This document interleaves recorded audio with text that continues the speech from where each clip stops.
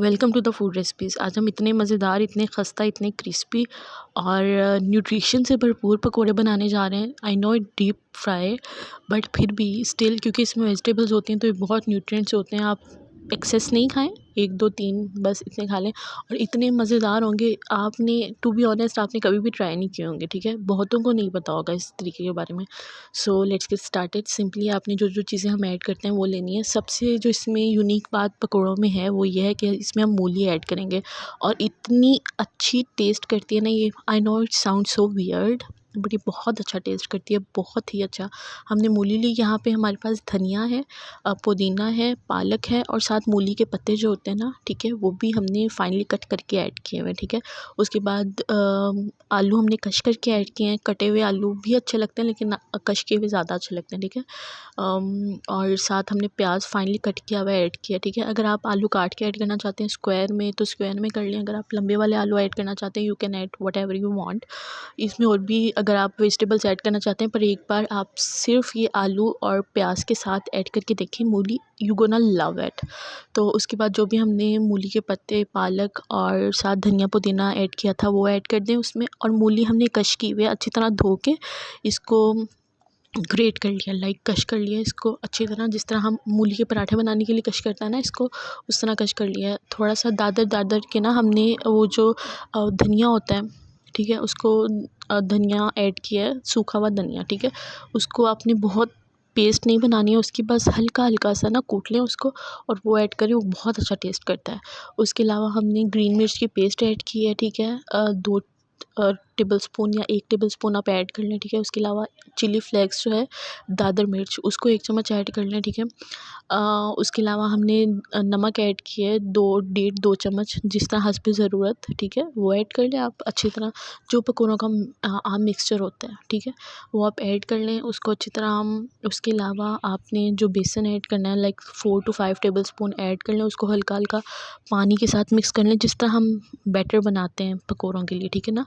बिल्कुल वैसा बैटर बनाएं, कोई भी इसमें यूनिक चीज़ नहीं है। इसमें यूनिक चीज़ जो है वो ये है कि मूलियों के पत्ते, और जो सबसे मेन बात जो है वो आपने धनिया ऐड किया, उसको दादर के ऐड करना है, उसको बहुत ज़्यादा नहीं कूटना, उसका बहुत पाउडर नहीं बनाना, ठीक है। उसके अलावा हम 1.5 से 2 लेमन ऐड कर देंगे। लेमन बहुत अच्छा टेक्सचर देता है पकौड़ों में, इतना अच्छा लगता है ये, इतना मज़ेदार लगता है, ठीक है। उसके अलावा इनको अच्छी तरह मिक्स कर दिया आपने बहुत अच्छी तरह, जिस तरह फाइनली हम पेस्ट बनाते हैं, कोई भी बैटर बनता है पकौड़ों का, आहिस्ता आहिस्ता पानी डालते जाएँ। उसके बाद अगर आपको बेसन कम लग रहा है you can add again and again, और बहुत ज़्यादा बेसन नहीं डालना है। एक नॉर्मल बेसन जो आम, मतलब बैटर भी नज़र आए और बेसन भी नज़र आए। कुछ पकौड़े होते हैं जिनमें सिर्फ बेसन ही नज़र आ रहा होता है, लेकिन ऐसा नहीं करना, लाइक बहुत ज़्यादा बेसन नहीं डालना आपने, बेसन और पकौड़े दोनों नज़र आए, ठीक है। उसके अलावा ऑयल आपने गर्म किया कढ़ाई में, डीप फ्राई करना है क्योंकि हमने पकौड़े। ऑयल गर्म किया कढ़ाई में, और आप बहुत कम ऑयल में भी फ्राई कर सकते हैं, depends upon your test.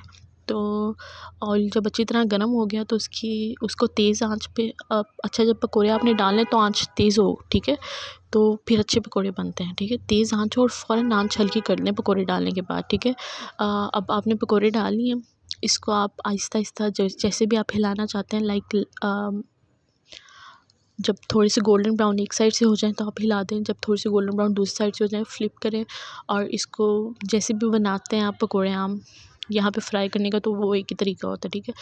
Simply आप क्या करें, पकौड़ों को निकाल लें, किसी भी स्टेनर में रख लें ताकि उसका ऑयल स्टेन होता रहे, या फिर आप टिश्यू रख लें, जो किचन यूज़ के लिए टिश्यूज़ होते हैं ना, तो उन पे रख लें। तो इससे ये होगा कि ऑयल स्टेन होता रहेगा, ठीक है, और बाकी हमारे पकौड़े वैसे क्रिस्पी रहेंगे, ठीक है। इसी तरह जो हमने मिक्सर बनाया था वो ऑलमोस्ट 2 to 3 टाइम्स जो है वो बन जाएंगे पकौड़े।